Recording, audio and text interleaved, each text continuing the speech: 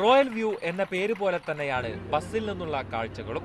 മുകൾ ഭാഗത്തും ഇരുവശങ്ങളിലും ഗ്ലാസ് പാനലുകളായതിനാൽ പുറത്തെ കാഴ്ചകൾ വിശാലമായി തന്നെ കാണാം.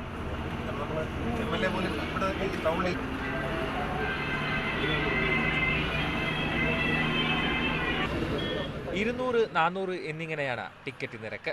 മുകളിലും താഴെയുമായി 48 പേർക്ക് യാത്ര ചെയ്യാം. മൂന്നാർ മുതൽ പെരിയ കനാൽ വരെ രാവിലെ 7-നും 11:30-ക്കും ഉച്ചകഴിഞ്ഞ് 3:30-ക്കുമാണ് സർവീസ്. കുടിവെള്ളം ഉൾപ്പെടെ ബസ്സിൽ ക്രമീകരിച്ചിട്ടുണ്ട്. സാധാരണക്കാരായ ആൾക്കാർക്ക് ഇതുവരെ കാണാത്ത ഒരു മൂന്നാർ കാണാനുള്ള അവസരമാണ് ഈ ബസ് കൊണ്ട് ഉദ്ദേശിക്കുന്നത്. ഇനി മുഴുവൻ കണ്ണാടിയാണ്, ഗ്ലാസ് വേണുവശം എല്ലാം കണ്ണാടിയാണ്. രാവിലെ മിസ്റ്റുള്ള സമയത്ത് പോവുകയാണെങ്കിൽ ഈ മിസ്റ്റ് ഇങ്ങോട്ട് വരുമ്പോൾ ഈ സാധനം മിസ്റ്റിനകത്തൂടെ പ്ലെയിൻ മേഘങ്ങളുടെ ഇടയിലൂടെ പോകുന്ന പോലെ ഒരു അനുഭൂതി ഉണ്ടാവും. മുകളിലൊക്കെ ഇങ്ങനെ മിസ്റ്റ് മുകളിൽ കൂടി ഇങ്ങനെ കണ്ണാടിയിൽ മുകളിൽ കൂടെ പോകുന്ന കാണാം.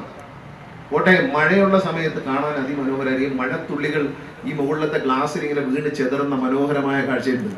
ബസ് സർവീസ് പ്രതികൂലമായി ബാധിക്കുമെന്നാരോപിച്ച് ഒരു വിഭാഗം ടാക്സി തൊഴിലാളികൾ പ്രതിഷേധവുമായി രംഗത്തെത്തി. മന്ത്രിയെ കരിങ്കൊടിയും കാട്ടി.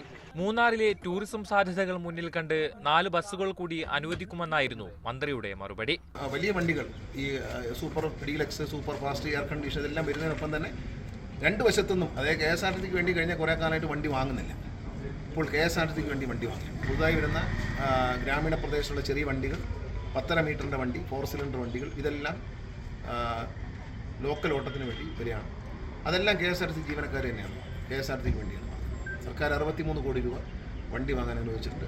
KSRTCയുടെ ഭൂമിയിൽ പഞ്ചനക്ഷത്ര ഹോട്ടൽ നിർമ്മിക്കാൻ നടപടി തുടങ്ങി. ഡിപ്പോയോടനുബന്ധിച്ച് ഇലക്ട്രിക് ചാർജിംഗ് സ്റ്റേഷൻ, കഫ്തീരിയ തുടങ്ങി കൂടുതൽ സൗകര്യങ്ങളും ഏർപ്പെടുത്തും. മീഡിയ 1 ഇടുക്കി.